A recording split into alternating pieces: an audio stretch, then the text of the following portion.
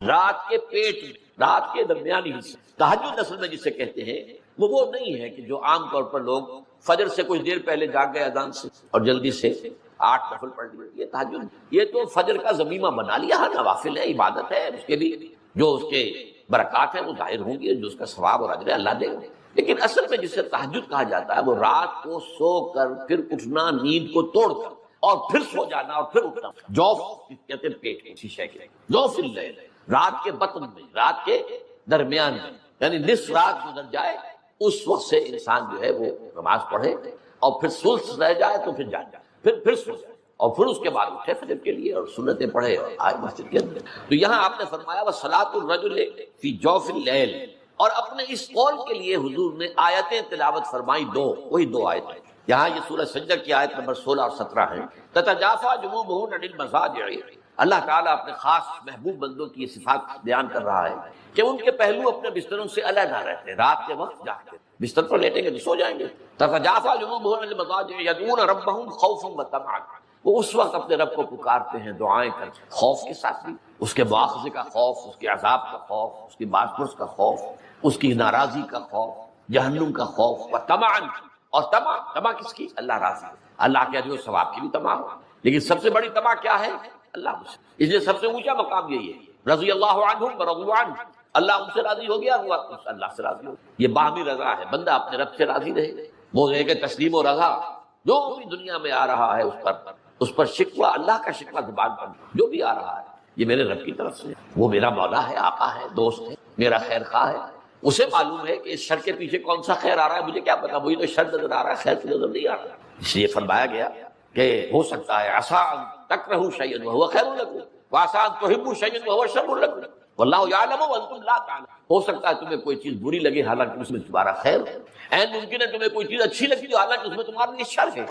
اللہ جانتا ہے تم اس کیفیت کے اندر دنیا کی زندگی گزارے، اللہ تعالیٰ آخرت میں اسے راضی کر دے، اللہ اس سے راضی ہو جائے گا. خارا کہتے ہیں خیر طلب کرنے. یہ باب استفعال سے جب کوئی آتا ہے، استنصار مدد حاصل کرنا، مدد لینا، استخارہ خیر طلب کرنا، خیر حاصل کرنا. اور اس کی ایک دعا جو ہے وہ ایسی ہے کہ جو حضور نے، صحابہ کہتے ہیں، ہمیں ایسے سکھائی جیسے قرآن، یعنی اتنے اہتمام کے ساتھ وہ دعا سکھائی. وہ دعا پڑھتے رہنا یہ ایک مستقل گویا کہ انسان کا استخارہ ہونا چاہیے. اس کے معمولات، کوئی بھی مسئلہ درپیش ہے تو آدمی دعا کرے، اللہم انی استخیرک بعلمک واستقدرک بقدرتک، اے اللہ میں تیرے علم سے خیر مانگتا ہوں اور تیری جو قدرت ہے اسی سے قدرت چاہتا ہوں کہ مجھے بھی کچھ طاقت حاصل ہو جائے. اللہم انی استخیرک بعلمک واستقدرک بقدرتک واسألک من فضلک العظیم، اور مانگتا ہوں تجھ سے تیرا بہت بڑا فضل. اللہم ان کنت تعلم ان ھذا الامر خیر لی فی دینی ومعاشی وعاقبۃ امری، اے اللہ تیرے علم میں اگر یہ کام جو میں کرنے چلا ہوں یا یہ رشتہ جو ہم کو تجویز کر رہے ہیں، اگر تیرے علم میں یہ ہے کہ یہ ہمارے لیے دین اور دنیا اور آخرت کے اعتبار سے بہتر ہے، فقدر ہونی، تو وہ ہمارے لیے اس کو ہمارے لیے آسان کر دے، میسر کر دے، میسر ہونی اسے ہمارے لیے آسان کر دے، ثم بارک لی فی، اور پھر اس میں ہمیں برکتیں عطا. وَإِن كُنتَ تَعْلَمُ أَنَّ هَذَا الْأَمْرَ شَرٌّ لِّي فِي دِينِي وَمَعَاشِي وَعَاقِبَةِ أَمْرِي، اور اگر تیرے علم میں یہ ہے کہ یہ کام ہمارے لیے شر ہے، برائی ہے، دین میں بھی دنیا میں بھی اور عاقبت کے اعتبار سے، فَاصْرِفْهُ عَنَّا یا عَنِّي، تو پھر اس کام کو مجھ سے دور کر دے. وَاصْرِفْنِي عَنْهُ، اور مجھے اس سے دور کر دے، اسے مجھ سے دور کر دے. وَاقْدُرْ لِي الْخَيْرَ حَيْثُ كَانَ ثُمَّ أَرْضِنِي بِهِ، اور اللہ خیر جہاں بھی ہو تیرے علم میں وہ ہمارے مقدر میں کر دے اور پھر ہمیں اس کے اوپر راضی. تو یہ استخارہ تو بہت ہی عمدہ بات ہے اور یہ تو ہمیں اکثر معاملے میں کرنا چاہیے. البتہ وہ استخارہ نکالنا، یہ فلاں سے استخارہ نکال رہے ہیں، فال نکال رہے ہیں، پھر استخارے میں یہ سمجھنا کہ پھر یہ دعا مانگ کر 2 نفل پڑھ کے تو خواب میں ضرور کوئی اشارہ ملے گا، ان چیزوں کا کوئی ثبوت نہیں ہے میرے علم کی حد تک. احادیث میں یہ بہرحال اگر اللہ تعالیٰ اشارہ کر دے کوئی خواب کے، ابھی تو بعید بات تو نہیں ہے، لیکن یہ کہ اصل میں دعا استخارہ جو ہے بس وہ ہے اصل استخارہ، اور وہ بہت عمدہ چیز ہے، اور وہ ایمان کے عین مطابق ہے کہ اللہ ہم نہیں جانتے تو جانتا. ہم شارٹ سائٹڈ ہیں، ہمیں یہ چیز اچھی لگ رہی ہے، ہمیں پتہ نہیں شاید اس کے پیچھے کوئی بری چیز چلی آ رہی ہے. قرآن نے کہا ہے وَعَسَىٰ أَن تَكْرَهُوا شَيْئًا وَهُوَ خَيْرٌ لَكُمْ وَعَسَىٰ أَن تُحِبُّوا شَيْئًا وَهُوَ شَرٌّ لَكُمْ وَاللَّهُ يَعْلَمُ وَأَنتُمْ لَا تَعْلَمُونَ. ہو سکتا ہے تم کسی چیز کو برا سمجھو حالانکہ اسی میں تمہارا خیر ہو، اور ہو سکتا ہے تم کسی چیز سے محبت کرو حالانکہ اس میں تمہارے لیے شر ہو. اللہ جانتا ہے، تم نہیں جانتے. تو اسی کو کہتے ہیں تفویض الامر الی اللہ، اپنا معاملہ اللہ کے حوالے کر دو. اللہ تو اگر اس سے ہمارے لیے خیر سمجھتا ہے تو آسان کر دے، اگر شر سمجھتا ہے تو. جو لوگ اللہ پر ایمان لائیں، کہیں کہ ہمارا رب اللہ ہے، پھر اس پر جم جائیں، ان پر فرشتوں کا نزول ہوتا ہے۔ نہ کوئی غم کرو نہ خوف، خوشیاں مناؤ جنت کی جس کا تم سے وعدہ کیا گیا تھا۔ اللہ کی ربوبیت پر اطمینان جب انسان کو ہو جاتا، میرا رب اللہ ہے، ربی اللہ، انسان کے لیے نہ کوئی کھٹکا، نہ کوئی خطرہ، نہ کوئی خوف، نہ کوئی حزن۔ جو کچھ ہو رہا ہے کس کے اذن سے ہو رہا ہے؟ اللہ کے اذن سے۔ اللہ کے اذن کے بغیر پتا تک نہیں ہلتا۔ یہ کوئی اندھا بہرا مادہ نہیں ہے جس سے مجھے کوئی خوف ہو۔ اندھا بھینسا چلا رہا ہو اس سے تو ڈرنے کا ہر انسان کو ڈرنا چاہیے، نہ معلوم کس کو ٹکر مارنا، لیکن نہیں، اس کائنات کو چلانے والا ایک سمیع و بصیر خدا ہے۔ وہ جو میرا دوست ہے، میرا ولی ہے، اللہ ولی الذین آمنوا یخرجہم من الظلمات الی النور، اللہ اہل ایمان کا ولی ہے، ساتھی ہے، پشت پناہ ہے، مددگار ہے، حمایتی ہے۔ بتائیے جسے یقین ہو جائے کہ اللہ میرا مددگار، اللہ میرا محافظ، اللہ میرا پشت پناہ، اللہ میرا حمایتی، اس کے لیے کوئی خوف ہوگا؟ اس سے کوئی ڈر ہوگا؟ میں مثال دیا کرتا ہوں ایک بہت سادہ، پنجاب کے دیہات کی۔ تو بڑا چودھری ہے اور کوئی غریب کسان ہے، اس غریب کسان کی کہ جانوروں کو ہر وقت اندیشہ ہوگا چوری کا، کوئی میری بھینس کھول کر نہ لے جائے، کوئی میرا بیل کھول کر نہ لے جائے۔ لیکن جس کے بارے میں یہ سب کو معلوم ہو کہ وہ جو بڑا چودھری ہے وہ اس کا دوست ہے، اس کی بچیا کو کوئی خوف ہوگا؟ اس کی بھینس پر کوئی ہاتھ ڈالے گا؟ اسے کوئی اندیشہ ہوگا؟ نہیں۔ کیوں؟ کہ وہ بڑا چودھری، بڑا اس کا یہاں کا سردار، جاگیردار، سب کو معلوم ہے وہ میرا دوست ہے، کوئی میرے خلاف اقدام نہیں کر سکتا۔ اس دنیا میں یہ چھوٹی سی بات اگر آپ کے دلی اطمینان اور سکون کا باعث بن سکتی ہے تو ذرا تصور کیجئے۔ میں لفظ تصور استعمال کروں گا صرف اس لیے کہ اس کا ہم جس کو کہتے ہیں ادراک اور شعور کر نہیں سکتے، اگر کے ساتھ کر سکتے۔ اگر یقین ہو کہ اللہ میرا مددگار اور یقین ہو کہ اللہ ہر آن میرے ساتھ ہے، پھر کوئی خوف، کس کا خوف؟ کوئی شے اللہ سے بالا تر ہے؟ کوئی قوت اس سے زیادہ طاقتور ہے؟ کوئی اس کے ارادے کو بدلنے والا ہے؟ کوئی اس کی مشیت کے آڑے آنے والا ہے؟ یہی بات ہے جو حضور نے فرمائی۔ یہ ایمان کا حاصل ہے لب لباب، کہ دیکھو اچھی طرح اس بات کو ذہن نشین کر لو، اگر تمام انسان مل کر تمہیں کوئی نقصان پہنچانا چاہے نہیں پہنچا سکتے، مگر جو کچھ اللہ نے لکھ دیا، اور تمام انسان مل کر تمہیں کوئی نفع پہنچانا چاہے نہیں پہنچا سکتے، مگر وہ شے جو اللہ نے طے کرے۔ آپ پھر میں کہوں گا ذرا تعریف کیجئے، اسے فرض کیجئے، اسے سوچئے، اگر اس حدیث پر ہمارا دل ٹھکا ہوا ہو تو کسی سے ڈر ہوگا؟ یہ مجھے نقصان نہ پہنچا دے، یہ میری رپورٹ خراب نہ کر دے، یہ میری انکریمنٹ نہ رکوا دے، یہ میرا یہ نہ بگاڑ دے، یہ میرے یہ نقصان نہ پہنچا دے، اس کا ڈر، اس کا ڈر، اس کا خوف، اس کی خوشامد، اس کے لیے جا کر طرح طرح سے اپنی عزت نفس کو ذلیل کروانا اس کے سامنے۔ یہ سب کچھ کیوں کرتا ہے انسان؟ جب سمجھتا ہے کہ اس کے ہاتھ میں میرا کوئی نفع ہے، اس کے ہاتھ میں میرے لیے کوئی ضرر ہے، یہ مجھے کوئی غضب پہنچا سکتا ہے، یہ مجھے کوئی نقصان پہنچا سکتا ہے، یہ میرا کوئی کام بنا سکتا ہے، یہ میری کوئی ضرورت پوری کر سکتا ہے، اسی کا نام شرک ہے۔ جہاں آپ نے یہ سمجھا کہ غیر اللہ کے اندر کوئی طاقت موجود ہے، وہی شرک ہے۔ بتوں سے تجھ کو امیدیں، خدا سے نو امیدی، مجھے بتا تو صحیح اور کافری کیا ہے؟ شرک تو یہ جس پر بھی تمہیں یہ خیال ہے، کلمہ ہے یہ کلمہ سوم، لا حول ولا قوت الا باللہ، ذرا اس پر دل کو کبھی اگر آپ تصور کریں، پھر فرض کریں، دل ٹھک جائے اس پر، کوئی طاقت نہیں۔ یہی بات تھی جو شیخ عبد القادر جیلانی رحمۃ اللہ علیہ نے اپنی وصیت میں اپنے بچے سے کہی۔ 11ویں دینے والے ہیں، لیکن حضرت شیخ عبد القادر جیلانی کی وصیت اور تعلیمات کو کتنے لوگ ہیں جانتے ہیں؟ یہ جن مقامات تک پہنچے ہیں وہ کس چیز کی بدولت پہنچے؟ انہوں نے جو پیغام دیا وہ کیا تھا؟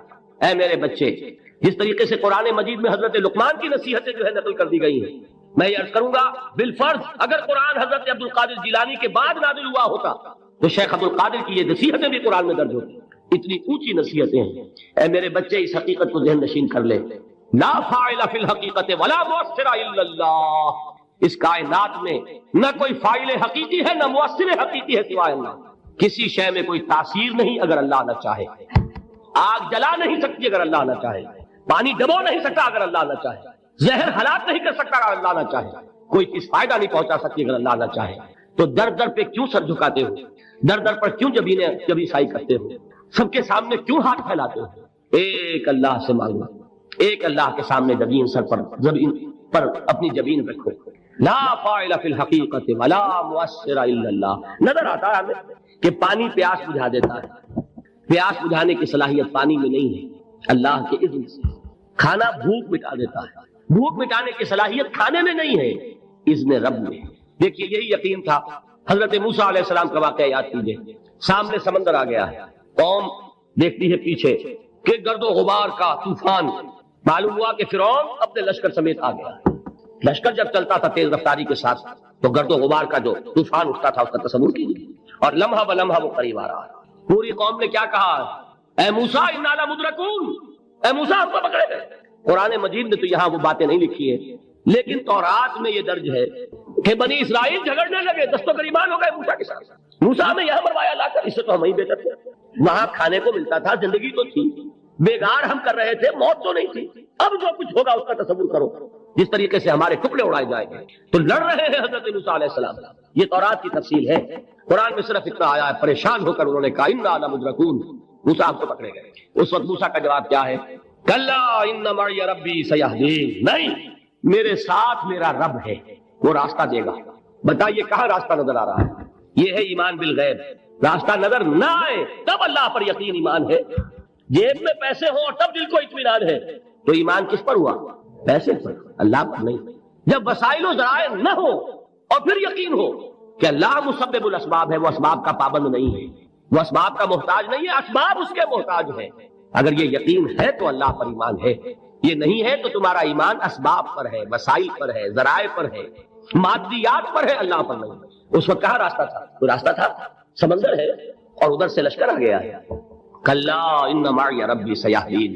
اب دیکھیے ایمان کہہ دینا آسان ہے، ہوا معکم اینما کنتم، جہاں کہیں بھی تم ہوتے ہو اللہ تمہارے ساتھ ہوتا ہے، لیکن اس کا یقین قائم ہو جائے تو زمین و آسمان کا فرق واقع ہو جائے۔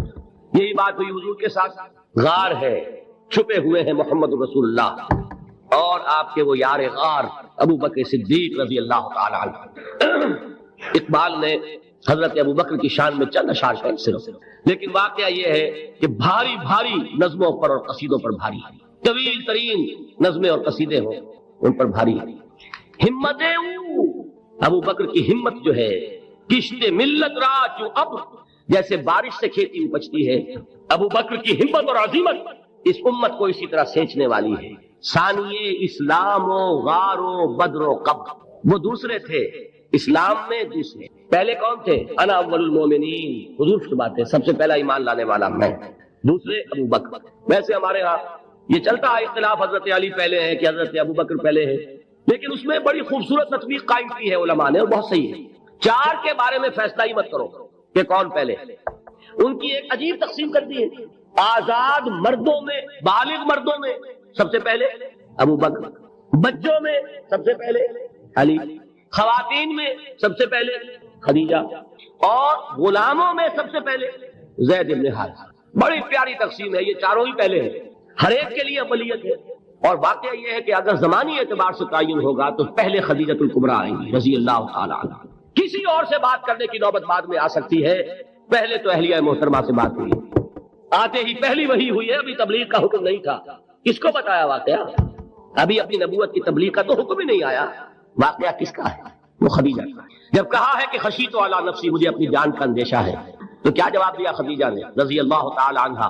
وہ صدیقۃ الکبریٰ ہے۔ صدیقات جو ہے خواتین، ان میں چوٹی پر خدیجۃ الکبریٰ ہے رضی اللہ تعالی عنہ، اور صدیق جو مرد ہیں ان میں صدیق اکبر ہے ابو بکر صدیق رضی اللہ تعالی عنہ، لیکن صدیقات میں چوٹی پر۔ جب حضور نے فرمایا خشیت علی نفسی، کیا فرمایا؟ کیا عرض کیا؟ کیسے تسلی دی؟ نہیں نہیں، اللہ آپ کو ضائع نہیں کرے گا، آپ غریبوں کے ہمدرد ہیں، آپ مساکین کے تکالیف رفع کرنے والے ہیں، آپ بیواؤں کی سرپرستی کرتے ہیں، آپ مسافروں کی خدمت کرتے ہیں، اللہ آپ کو ضائع نہیں کرے گا۔ یہ یقین ہے اس خاتون کے اندر۔ خیر وہ ایک علیحدہ بات ہو جائے گی۔ میرے دل پر حضرت خدیجہ رضی اللہ تعالیٰ عنہ کی شخصیت کا بڑا گہرا نقش، جو وہ کوئی اور ہی وقت اور موقع ہوا تو بیان ہوگا۔ بہرحال اقبال نے ایک مصرے میں جو چار اولیتیں جمع کر دی ہیں، ہمت کشت امت را چو ابر، ثانی اسلام و غار و بدر و قبر۔ اسلام میں حضور کے بعد پہلے کون؟ ابو بکر۔ غار میں حضور کے ساتھ کون؟ ابو بکر۔ بدر کی رات اللہ کا رسول سرب سجود، وہ جھاڑ، وہ گھاس پھوس کی جو جھوپڑی بنائی گئی تھی، اور وہاں تلوار ننگی لے کر پہرا دینے والا کون؟ ابو بکر۔ اور اس حجرہ عائشہ میں محمد کے بعد سب سے پہلے دفن ہونے والا کون؟ ابو بکر رضی اللہ تعالی عنہ صلی اللہ علیہ وسلم۔ وہ جو معاملہ میں سنا رہا تھا غار ثور کا، حضرت